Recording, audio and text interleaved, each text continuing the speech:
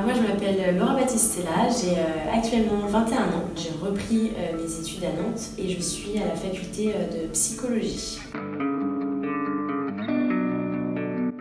Oui, l'année dernière, pendant 10 mois.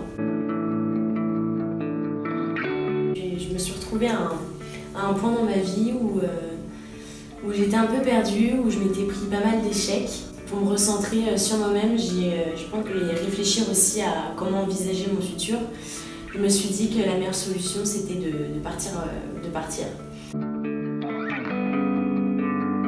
J'avais la motivation de partir certes, mais il y a l'anxiété qui a pris le dessus. Ça te cadre et structure ton projet et ça te le sécurise aussi. Si t'es suivi, si t'as la moindre question, tu sais à qui t'adresser. Et c'est pour ça que je soutiens Do It Abroad dans le sens où c'est hyper important en fait, de structurer son projet. Tout est sur la communication, encore une fois, et pas dans les règles. C'est-à-dire qu'on va pas te couper quand tu parles, on va pas te couper, on va te laisser faire les fautes. Mais on va te laisser en fait débloquer justement et sortir les connaissances que tu as en anglais et par différents... Enfin c'est vivant en fait. La semaine était réservée vraiment au travail, à mes cours, donc j'étudiais aussi l'anglais chez moi, dans les cahiers sur internet, etc. Et en fait j'utilisais donc, les sous que j'avais vraiment que le week-end. Et le week-end c'était détente. Donc je sortais avec des amis, je découvrais la ville, etc., etc. En fait, la difficulté, c'est la peur d'arriver, de ne pas avoir de repères. Mais tout ça, ça va très vite. Ça va très vite, au bout de 2 semaines, on est dans son élément.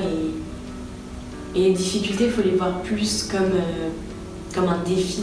C'est ce qui t'apprend la vie, en fait.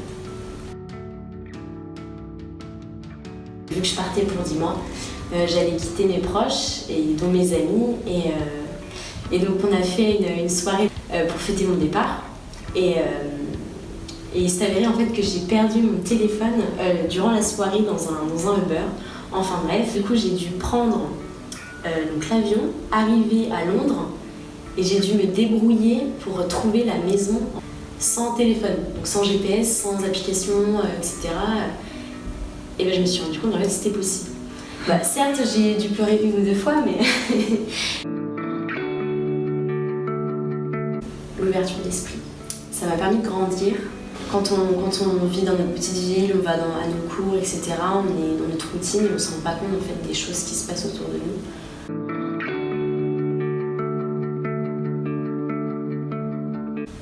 États-Unis parce que j'ai jamais été en Amérique encore. Et je pense que c'est un continent qui peut t'apporter beaucoup aussi. Moi, il y a quelque chose qui m'a vraiment étonnée, c'est dans le métro. La patience, c'est-à-dire que quand le métro s'arrête, les portes s'ouvrent, les gens se poussent pour te laisser descendre et montent après toi. En France, c'est plus comme ça. Et c'est pour ça, moi, j'ai tendance aujourd'hui, maintenant que je suis en France, à plus faire attention à ça. Et je vois qu'il y a des gens qui le font aussi. Donc peut-être que le voyage, au final, ça peut aussi t'apprendre des choses. Et ça c'est faux. Alors on dit qu'on mange très mal en Angleterre. Moi je mangeais très bien. Donc le fait d'être à Londres, t'as des restaurants mais de toutes les spécialités du monde. Donc tu pouvais manger chinois, japonais, italien. J'ai relativement bien mangé, surtout le fameux brunch qui est juste super bien. La mer, la bonne viande, le bon fromage, le bon pain aussi. Les huîtres aussi, les fruits de mer, les bons fruits de mer, ouais. Et l'air frais aussi. Déjà pour manger, allez à Balance-Soho, vous allez manger les meilleurs pancakes du monde. En soirée, je dirais Egg London. C'est vraiment une boîte avec plusieurs étages et plein de styles différents musicaux. Et en 3e, je dirais Fête des Rooftops, parce que ça en vaut le détour.